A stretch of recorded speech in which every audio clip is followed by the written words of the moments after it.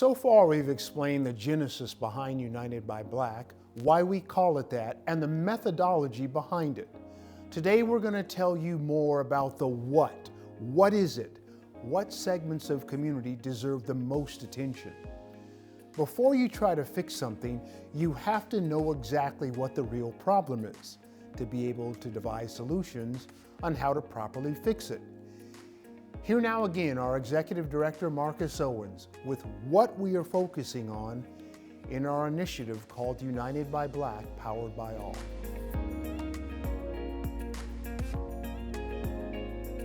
The 6 focus areas are public safety, employment, infrastructure, housing, healthcare, and education.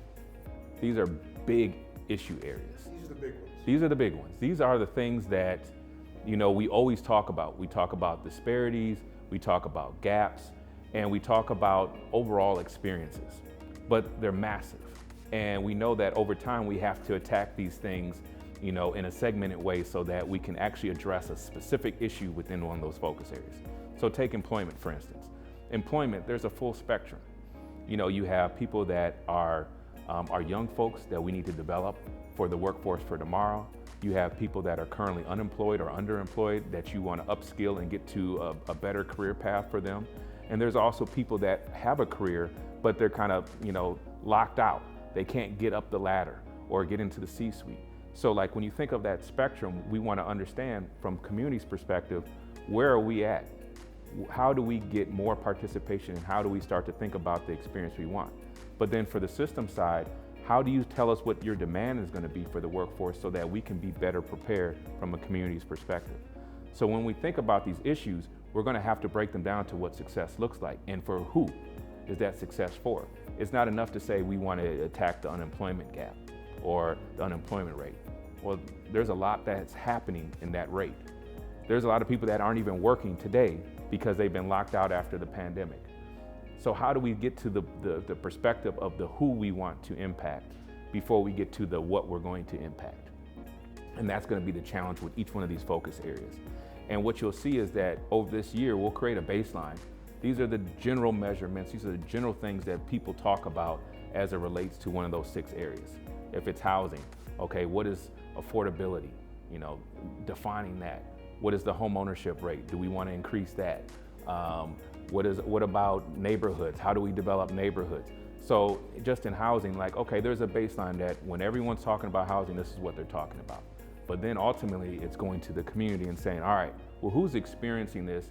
And let's talk about the narrative, what's happening in the home ownership rate. Where is there the bottleneck? Is it, there's a lot of people that are sitting on the sideline and they're not sure because they don't have enough history or enough experience with buying a home in their family, and we need to help them out and build better mentorships and better connections so that they can see themselves as homeowners? Or is it because there's not a product out there that can actually meet the needs of our community so that they can buy their first home because they don't have 20% to put down on a house? So there's a lot of dynamics that happen, but it starts with create the baseline and then go and talk to the community about what that baseline means to them and their experience. And you want to do that with all 6 of those areas? Absolutely. You have to do it with all 6 of those areas. To me, that's the Black-centered design process. That's how it comes to life, is where you don't just paint a broad brush and just say, we're going to go do a bunch of stuff, but you methodically and systematically create a way to engage community about what it is that they're experiencing and what's happening in their lives, that then you can match up with who has solutions and how do you get people to work together, because now everyone's aligned around what it is that we're going after versus everybody having their own perspective. When we all have our own perspective, we don't work together. But if there's a perspective we can align around, then we can start to see, oh, well, I play this role. Well, I play this role, right? And that's what we need to get to. There's a lot of pressure and a lot of, discussion around things needing to be done today and now, but there's not respect for the fact that these things have been developed over 400 years. This isn't just the problem showed up in May 28th, 2020.